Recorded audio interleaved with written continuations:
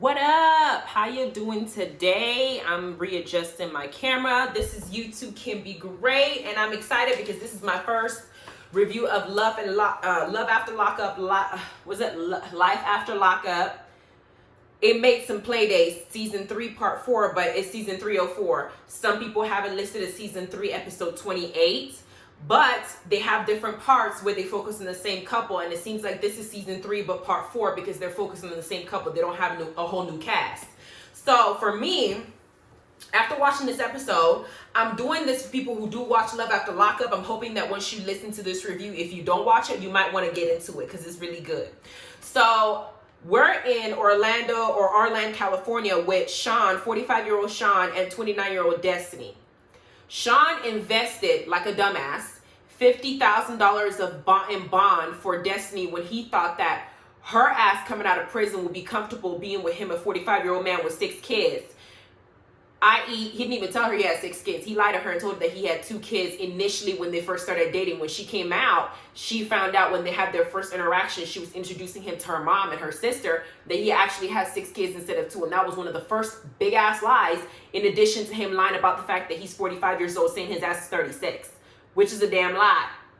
So she comes in, and Sean is there because he wants to make sure that Destiny shows up for her court date. Because if she's not there for the court date, he's out $50K. Mind you, he had to go back to his baby mom, the mother of his 6 kids, and beg her to give him $1,000 to make the trip to even get to this court date, because Destiny's feisty ass stole his car and his credit card and decided to go on a little bit of a shopping spree and a whatever binge that she was doing with her family, and acting like he's not even supposed to be there. Girl, she shows up late, now, or almost late to her court date. Her sister is there. Her sister, I think her sister's name is, I forgot her sister's name, but I'm gonna get to that later. Her sister was there before her, and her court date was the one, she was the one that's supposed to go to court. Now she comes in, and she basically sees that Sean is there at the court date, and at the court, and he says he's there to support her because he's not there to support her.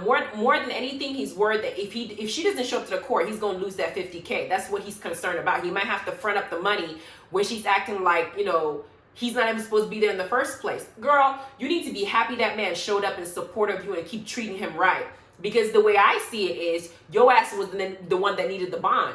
Now that his name is now on the line, or this amount of money is now on the line, she's yelling at him like he's doing something wrong. I'm here to make sure I'm checking on my damn investment. $50K is a whole lot of money. You look at it and call the cops on your ass and have your ass thrown in jail so I can get my money back. That's what you need to be worrying about. But Destiny's almost like, I'm 29 years old. He's 45. I'm going to be the one that he's going to chase after, so I can talk to him and treat him any kind of way. Number 2, he's not just there for the $50K. You took his car and his money and his credit card. Why the hell would some guy not catch up to you to find out? If anything, if your ass really wanted to leave him and you didn't care, you still want him around to use him, but you don't want him to get what he's going to get as a man that's with you. He's your fiance. What kind of shit is that? But she goes in acting like a victim to go and, do what she's supposed to do in court. While that's happening, they take us to Iowa, where John and Christiana, a segment come up. Christiana ended up last season being sent back to jail because she relapsed. And she's been incarcerated now for 9 months since she turned herself in. John has been living in the house with Christiana's mama and her younger thirsty-ass sister, Tara. Tara seems to be she seems to be a fucked up ass sister. For one, I feel like when Christiana get her ass out of prison, she needs to fuck her ass up in the real way. Now, people say, well, violence is never the answer. You should never put your hands on somebody. In this case, she needs to get her ass whooped, and I don't feel bad about it. Why? Because we see Tara come out the shower. She's wearing just a towel. She just took a shower. She's coming over there accusing John of stealing her cell phone. John said, I don't have your cell phone. She now decides that she wants to go into his room and check and make sure that he has her, if he has her cell phone or not. But she did it wearing a towel on purpose because she probably wants something to go down. He's standing up and she's grabbing his ass on one side and going, oh, that's a mistake. Let me check the other ass cheek and make sure that the phone is not there. She's taking handfuls of his booty, acting like this man is not married to her sister. How trifling can you be? Y'all are in his house. I feel like Tara is jealous of Christiana and wants everything that Christiana has. She doesn't think that Christiana deserves John because she's in prison, having relapsed on her, on her addiction. She feels like she could be a better wife to him because she's doing the wife duty. She's cooking, she's cleaning, she's trying to seduce his ass. And John, being that he ain't had none for a long time, is doing everything in his power to keep his penis in his pants and respect the fact that he is married to that girl's sister, even though she's basically throwing everything at him. It was just almost embarrassing to watch, because while he goes into the kitchen after this little, half-naked scene, John is talking, she's trying to flirt with him. The mom is peeping what Tara is doing and how trifling she's behaving, little scandalous ass. And Christiana happens to call in that moment from jail to check on her husband and her family. And Tara's fake ass is on the phone talking about, oh, we miss you. Your husband is here. She said your husband, y'all. Your husband is here. Oh my God, he's too much. She's not going to sit up there and be real with her sister and say, hey, I'm out here trying to get in on your grind while you're gone. I'm out here trying to help your man. What kind of sister is that? We're watching this, and I'm sure when Christiana is getting out of jail, she says she only got one more month. When she comes out and next season comes along, she gonna see all this shit, and hopefully she beats her sister's ass, just like if she was in prison. Then, because to me that happens a snake. Now, we get to Marcelino and Brittany. They're currently living in Vegas. They have been running around all night looking in crack houses and abandoned hotels and dangerous situations where you don't know if you're going to run into somebody who's just getting off meth and might do something crazy, looking for their old mama, what's her name, Cynthia, who's out and about looking for pills because she also is an addict. From what we hear is she was diagnosed with fibromyalgia, and the doctors here tend to prescribe, drugs to people. Like, the pharmaceutical company makes a lot of money on the poor and a lot of money on society. They expect you to be responsible enough to handle certain things. They don't really pay attention to whether the person has an addictive personality. And some people go in with pain and not really have a clear understanding of what opioids can do. She got prescribed a Percocet. I got prescribed a Percocet when I had my surgery, and I was gone for about 2.5 months, and I told y'all that it was an issue for me. I was in pain. They gave me Percocet. I didn't take that shit on purpose because I knew better. I'd researched it. I know that, codeine, some extra painkillers they may have given you, like Percocet, and there's a bunch of other ones I had. There was another one, Tramadol or whatever the case is, that's also an opioid that they had prescribed me, and Percocet. I said, I need a high dose Motrin because I'm not putting this shit in my body, because my body may or may not I had to take it for a month is what they expected me to take it for. And my body will become codependent on it because of how strong it is, and I might not be able to function without it. So I chose not to take it and just kept taking Motrin until my body healed. I was just lying in that bed, and if it hurt, it hurt. But it seems like in Cynthia's case, she wasn't able to do it. She did the Percocet, and one day she would come say, well, what happens if I take 2? Then it became 3, and now she's dependent on it to where she's now an addict. At some point, I don't know, she might want something stronger. Instead of Percocet, she might go and get something else like crack or meth or heroin or something like that. But the thing is, Marcelino, being that he married Brittany, knows that he has to accept the baggage that comes with his wife now. They got 2 babies they're taking care of, and they're out at night looking for this woman. That's crazy to me. I know Brittany wants to save her mom, but you can't save somebody who's not ready to be saved. That's just not something anybody can do. So it's better to just wait and let Cynthia take her ass to rehab when she's ready than chasing her around town hoping that nothing happens to her. But that's what happened with that scene. We get to Amber and Puppy. Now, when Amber initially got released from jail in previous season, or from prison, she was dating a dude. And while she was with that dude, because she needed somebody to sponsor her, she needed some money, and basically he was her trick. She was waiting on Puppy, and she wanted to just kind of wait for her puppy to come out so she can now, have somebody that she knows and she's familiar with. Now Puppy is out, and it seems like Amber is not able to keep a relationship going, because now that her and Puppy are together and she's saying how much she loves Puppy and she's doing the most, she's also waiting for her ex-boyfriend Sammy to come out, because that's who she wants. The problem is she's having sex with Puppy, and Puppy's catching feelings. They went to a party or a club the night before. They're drunk. They came back and they had sex. To Puppy, it was a very intimate thing. It was a very lovey-dovey thing. She's falling for Amber, and now she wants Amber to basically break it down to her on where their relationship is going. But Amber, the next night, is acting like nothing happened. Like she don't even remember what happened. Like it was just a drunken night.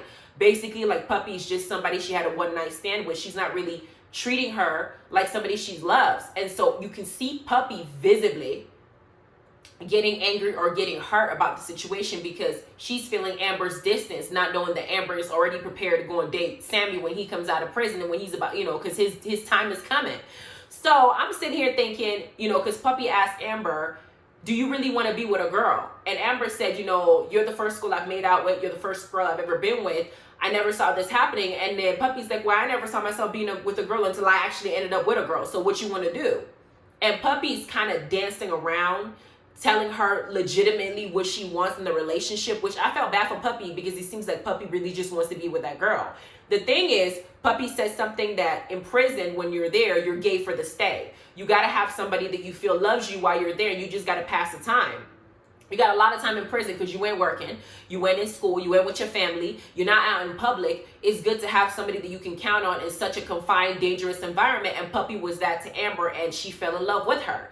But now that they're out, she's having a problem because it don't seem like Amber to me wants to be a lesbian out in the real world. It seems like she's just kind of testing out the relationship with Puppy to see if whatever was happening in prison is going to happen out in the real world. And it's not feeling it, so she wants a dude, and she wants to be with Sammy. And she's going to keep Puppy around because she does care for her, she does love her, but not enough to be with her. It's not what she wants in the outside world, and I kind of feel bad for Puppy about that.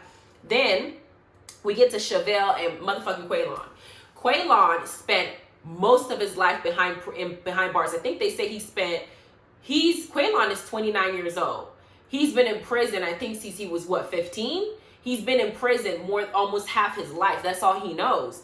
So here he is coming out the pen, and even though Chevelle was there for him and she introduced her daughter, first of all, I don't know why the hell she even chose to introduce her daughter Mayila to him and basically involve her in a situation, not really understanding what the real is.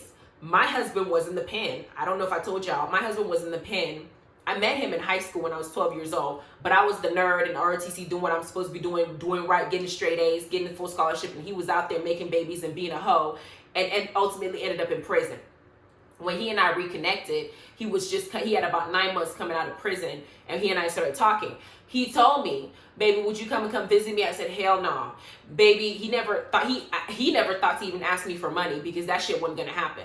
I did send him books because he missed high school. He got his GED, but he missed high school reading Grapes of Wrath and, Shakespeare books and, The Giver and Uncle Tom's Cabin and Maya Angelou's I Know Why the Caged Bird Sings and Roots and 50 Shades of Grey he ain't read. I was sending him books to pass the time, to entertain himself. I even sent him care packages. He sent me cards on Valentine's Day during my birthday. He had somebody draw a mural for me. We did those things, but I was not going to be his sponsor, nor was I going to go and set foot in prison. If you genuinely wanted to be with me, I need you to put the effort and come out and really be with me. At the same time, because he was behind bars, it didn't seem realistic to me to even plan a life with him.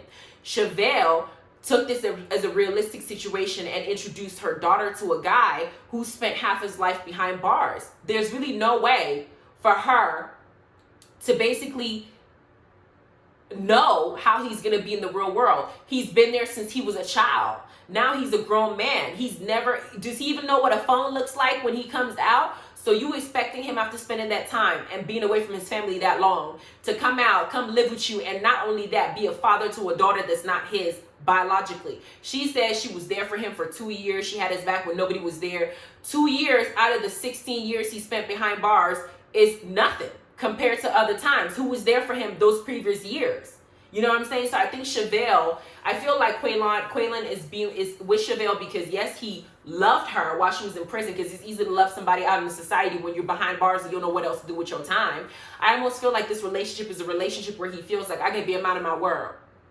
I don't think he's choosing to be with Chevelle because he can't let Chevelle go. I think he's choosing to be with Chevelle because he don't want to hurt that little girl Mayila because she's too young. And as a father, he wants to be there because he's now chosen to take the role to be the father of Mayila. So he feels obligated. You don't want to walk out this girl's life, you feel me? So I think that's why he's trying to be there for her. And I think that may be what Chevelle is holding on to, because she does genuinely love Quaylon. If she has to guilt him to stay there, be a father to her daughter, that's what she's going to do to keep her man. But her man, last episode we learned, has been spreading his seed in every which way and every girl. He's a straight up fuckboy. He was a thought. He's out there holding around because what? He went in at such a young age and he did not have had enough time in the outside world to get that shit out of his system. So now he's doing exactly what his mom and his siblings said he was going to do. He's going to come out and he's going to be a hoe. He's been with men for half his life. Now he sees all these different beautiful women out there. He needs to enjoy himself a little bit and grow up and really find a job and get his life together. He can't just come out and immediately attach himself to another responsibility, not just a wife, but a kid too, girl. I know that her cousin, DeMarc, understands all this a lot better than Chevelle. And DeMarc can't stand Quaylen. He's ready for it to get to the point to where they're gonna have to fight. And it seems like next episode, that's what's gonna happen. They will finally go to blows because DeMarc is like, this is unrealistic. You know, you're there because of the baby, but you need to just let her go and cut it loose now that this baby's 5 years old, when she has time to meet somebody else and fall in love with somebody else and marry somebody else, because your ass ain't ready. You've been locked up this long. I don't see how you can even think that this is something that's gonna, that's gonna work out. And he ain't feeling him. Then we get to Sarah and Michael, and oh my God. Sarah and Michael, to me, I don't even get mad anymore. I just look at them and I say, y'all both deserve each other. Because I'm listening to Sarah. We're in the scene where Sarah is now getting ready to go on a date with Malcolm, right? And Sarah says this BS that she's trying to convince herself is even reasonable by saying that, Michael is only here for a short time and I want him to spend as much time with the kids as possible. So I invited him to stay to the house, but we're not sleeping together. We're not doing nothing. We're separated, but we don't even sleep in the same room, but it's better. It's been good because I'm trying to make sure that my family stays good. What she doesn't want to say is she loves that guy still. For whatever reason, she still wants Michael's dick. And to do that, she's hoping that if Michael stays in the house with her and plays house, maybe he might want to fix the relationship. She is delusional as hell. Michael is 28 years old. She's 26. And Michael knows that no matter what he does, Sarah is going to open her legs and open her house and open every part of her to let him in. Because what we know is Michael was in prison. He got married to her because he trusted her as his baby mama. When he came out of prison, she is like crying. She misses him. She wants to see him. He came out not telling her, but telling us, the viewers, that he already had another girl in Texas in mind that is his wife, that's his real wife. And he was playing both of them. He came out, had sex with her, was like, oh, you ovulating, ooh-wee, got her knocked up with a second child. And after he's done screwing her, he now plans to go and meet the girl, Meg, I think it was Megan, that he was courting for years. Megan also went to prison to see him as well. And Megan was a virgin. Megan slept with her man that she thought loved him, that she thought she was going to marry, not knowing that he had a whole ass family. And what's his name? Michael was trying to keep both situations going and acting like he's the victim, talking about I'm torn because I really don't want Sarah to keep my kids away from me. But Sarah hasn't been known to keep the kids away from him. It's just an excuse for him to have his cake and eat it too. At the same time, Michael didn't have a problem going to Miami to build a relationship with another crazy heifer called Maria. Maria didn't put Michael through hell because she didn't give a damn if Michael went to prison or not. She just wanted his penis for as long as she got it. And when it wasn't working out for her, she was willing to get out the street, in the middle of the street, knowing that he's a felon on probation, and go the hell off knowing that a police can come there and throw his ass back behind bars. She didn't give a damn. So if Michael was able to get himself to Texas and to Miami to be with these girls, why can't you let Michael's ass at a hotel, stay in a hotel and figure out a way to come see his kids without him living with you? Even if he's not in a hotel, why the hell can he get an Airbnb close by or rent a car or take, an Uber, or have you come pick him up in the morning and drop him back off wherever the hell he's staying? What she's doing is she's trying to manage his time, because if he's in the house with her, she's able to see if a girl's going to call him, if he's fucking with somebody else, if he's in a relationship with somebody else at the same time, because she is now trying to shove Malcolm in his face in the sense of saying, well, I can go out there and get me another black man too. And Malcolm, who is very handsome, who's very intelligent, who's doing well with his life, and seems to treat her like a woman the way that a man is supposed to treat a woman, doesn't deserve a woman like her, because Sarah likes being in a mess. Her and Michael deserve each other. She wants that toxic ass relationship so she can go ahead and have some drama in her life. She don't want to be happy, for real, because she's still chasing after Michael's little hoe ass. So she felt like if she threw Michael in his face, maybe if she threw Malcolm in Michael's face, because they both start with an M. I mean, if she threw it in his face, then maybe Michael might realize how good of a woman she is, because somebody else wants her now, and he might want to fix his family because that's who she really wants at the end of the day. unbeknownst to her, Michael in his mind knows, if I want this girl, I can get this girl. That's how he feels. I can manipulate her to get whatever I want. So she kisses the kids and she's leaving for her date. And Michael goes, mommy's going on a play date. My wife is going on a play date. Oh, so now she's your wife, Michael. Now she's your wife, right? You didn't remember that when you were fucking Megan or Maria? She wasn't your wife then. Then she was your problem. And you allowed Maria to try and fight the mother of your kids back then. You allowed the mother of your kids to go and try to fight Megan when it wasn't even Megan's fault. Megan was the biggest victim out of all this nonsense. And your ass was fucked up. So now that she's out here going to date somebody else, you want to call her your wife. Okay, we see you. We see you, trickster. But now, Sarah ends up going on a date with Malcolm, and she's now trying to figure out how she's going to tell Michael what I myself don't even understand. So I don't feel like Michael's going to understand this bullshit. Why does the father of your two kids have to stay in the house with you for him to co-parent with you? That's stupid to me. But she sat there at the lunch table trying to explain to Michael how, well, he's not moving in with me. He's only been staying with me for a weekend. Don't worry, I haven't cheated on you. Malcolm asked him, well, did he try to get with you? Has he tried to sleep with you? Because it only makes sense that that's what he's going to do. Michael has a very inflated ego. He's full of himself, and he feels like no matter what he does, Sarah's always going to let him in because she's still in love with him. So he feels like her dating Michael is a damn joke. He ain't even taking it seriously, and Michael knows that. So Michael says, you're not taking this serious. Like, why would you bring me to lunch when I'm about to pay for this food? I just ordered wine, all this delicious ass food for you to tell me that once we're done here, we're supposed to go to a hotel for me to get some ass, or we're supposed to go back to your house with your baby daddy there so you can hear me fucking the shit out of you. Like, what? I feel like that's what Sarah was hoping would happen, and she was going to be as loud as hell so she can basically let Michael, who's in the house, hear her having sex with another man so he can feel bad about it. That's what Sarah really wanted. But Malcolm ain't no fool. I love that Malcolm looked her in her face and said, you know what? He didn't talk down to her. He didn't belittle her. He said, you haven't finished there. And I know you haven't finished there because you ain't ready for somebody like me. And more importantly, I don't deserve somebody like you who's not going to respect me enough to know that this is some bullshit. I'm not buying this. And it's ironic because after Malcolm breaks up with her and leaves, she just grabs his drink, pours it in her cup, and keeps drinking. She don't give a damn. She was using him, and then she doesn't need him anymore. Now that Michael's in the house, she's going to go home next episode and say, okay, we broke up. Because why the hell are they on a date? Michael knows that she's on a date with Malcolm.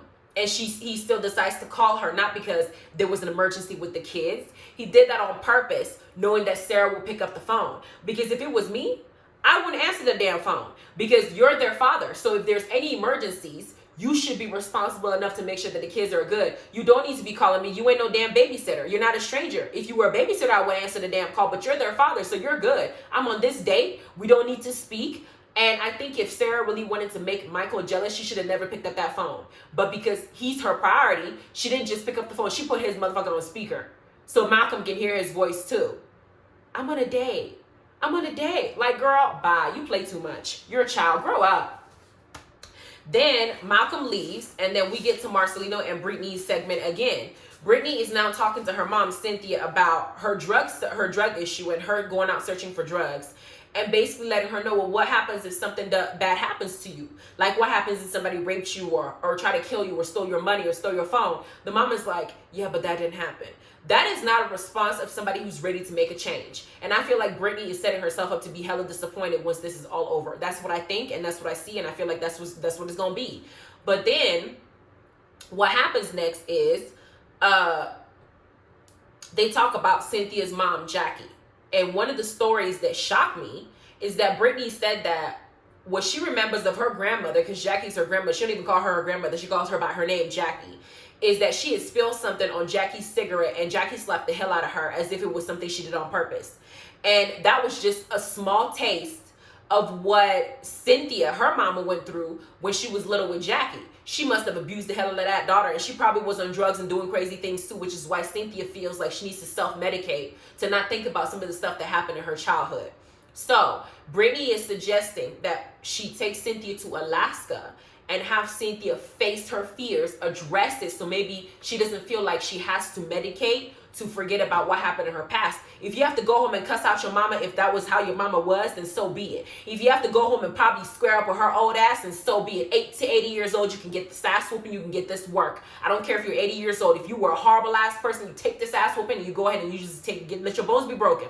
Cynthia needs to go, and then whatever she needs to do, break her windows, break her doors, trash her yard, TP her house, do whatever is necessary, because if that woman had the audacity to slap your daughter for spilling water on her cigarette, she need to be cussed the hell out. I wish somebody would. You don't have to bail me out of jail for that. Then we had the scene where we're now with Brittany, Destiny's sister, and she's waiting outside with Destiny's fiance, Sean. Now that Destiny has gone to now her court date, Sean is feeling like, okay, I don't have to be responsible for the $50K bond. She did what she was supposed to do.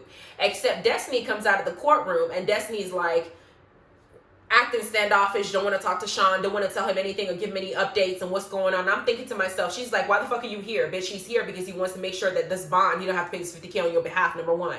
Number two, you got his car and his credit card. Why the fuck would he be here? Like, I felt like Sean at that point could cuss her ass out if he wanted to, because she punched him a few episodes ago. She punched this man. I hate it when women think that they can put their hands on a man and get away with it. Because if Sean fucked around and punched that girl one good time, her skinny ass would have been bounced off that car, rolled over on the floor, probably been ran over by another car passing by. But she act like she's so hard fighting a man. She's like, I don't give a fuck. Because I don't give a fuck. Bitch, I don't give a fuck either. Shut the hell up. You got me on this situation because you thought that you told me you were going to be in love with me. Right? Now, Destiny's saying, oh, you're a liar, you're a liar, you're a liar. And she basically says to Sean that he's a trick and that he was a trick to her, which we all knew that's all he was to her. It's a damn trick. And then Sean says that, you talk about being real, but your ass is already engaged to some other dude. And Destiny completely blindsided, didn't even want to touch that subject because now she looks fake as hell. And of course, her sister's like, this is too damn much. Destiny did tell the camera crew, us, and the viewers that what happened in the court date is because of COVID, her court date was postponed, which means that she's going to have to be back here again, which means that Sean's ass is going to do what I do, which is be back here again and make sure his money is secure. And his car, I don't even know why the hell she's still in that car. I would have dragged her ass out that damn car, took my car, and drove off. Said, you want to do this shit? But I feel like Sean is on his best behavior until he knows for a fact he's not about to lose that money. When he knows he's not about to lose that money, I promise you, he's going to treat her like shit the same way she's treating him. And she knows that. That's why she's acting that way. Then the last scene we get to Tara, Christiana's sister, while Christiana's in jail, and she's outside stalking her sister's husband, John. John is outside, and John is feeling, he's feeling neglected. He's not really neglected. He's feeling lonely because Christiana has been in prison, his wife, for 9 months, and he only spent 3 days out in the real world with her. So he misses her, and he's obviously missing that affection that you're supposed to get from your wife. Tara, being jealous of her sister, understands this concept, and so she's trying to take advantage of John's vulnerability, right? She goes outside like his wife. How was your day? Bitch, why do you care? You don't need to be asking me nothing. She says she makes some food, but she ain't making nothing, which you know is a lie because it's his house. Then she starts massaging him, try to be all sensual. Then while she's massaging him, she flips around and puts her legs across his lap, leaning over him like that's her boo, like they're together. Then John is like, what we gonna do? She said, what you want to do? She then leans in and tries to kiss him, and John snubs her, moves his face so her lips and his lips don't touch. And I like that he gave her some reality check because she was embarrassed. You on camera, you try to kiss this man and he didn't kiss your ass back. What now? Because John was trying to tell her, look, I married this girl. I married your sister. I have to do right by her even when she's behind bars. I can't do nothing with you. You're tempting me right now because you know for a fact that I'm horny as hell. My wife is gone for 9 months. You throwing yourself at me. To me, you're a piece of meat, basically. Yeah, I'll fuck you, but, when your sister comes out, that's who I'm in love with, not you. Tara's like, well, I can't help my feelings because I love you too. But Tara tried to manipulate the situation by now dogging out her sister and John's relationship, talking about, but you don't really know her. You know me. Bitch, it don't matter. They're married and you don't know how much of each other that they know. You're speculating because you want this man to feel comfortable betraying his marriage, and not to mention you're comfortable betraying your sister. I want this girl to get her ass beat so bad by Christiana when Christiana comes out of jail. Like, for real. I really want her to get her ass beat because she's earning it. I'm watching this nonsense and I don't like it. Like, that's your sister. Why would you even do something like that? I like how John is doing his best not to sleep with her, but John is also crossing the line because the moment that she put her legs across, you should have pushed her little ass out the way. Talking about, no ma'am, not today, Satan, not temptation. It just won't work today. But she goes inside and she lets us know that there has been several occasions to where something could have happened. She knows John wants her. Yeah, John wants you, boo-boo, because he's horny. Of course he'll want you because you're the easiest person there. You're throwing yourself at him like you have no morals when you know that he ain't had a woman in 9 months. Of course he wants you. He just wants to get, you know, the edge off. But in reality, he loves your sister. So what you gonna do when your sister comes out? You know, the sister already let us know that she sucks it. You know, she gives him some lettuce every now and then, and she wants that lettuce when she comes out. She don't want you like that. So what's the point? Anyway, the episode ends, and that's how it goes out. And I was very happy that this episode was a hell of a lot more entertaining. I can't wait till next week when Quaylin and DeMarc finally got face to face, and DeMarc stops playing nice and let Quaylin know, I don't like how you treat my cousin. Now, if you guys want to be entertained, just don't look at the link below. I posted a link to my book, Unleashed by Adiya Bat-Tziyon. I'm not going to go into it too much, but go ahead and check on Amazon. You can read the summary, and if it's interesting to you, go ahead and get it. If you like fiction and drama, go ahead and get Just Add Pepper by A.S. Blaine. That's part 1. You can also read the summary on Amazon if you look for it. And also, if you want to do part 2, that's Sage. I'm currently working on part 3. You guys have a wonderful day.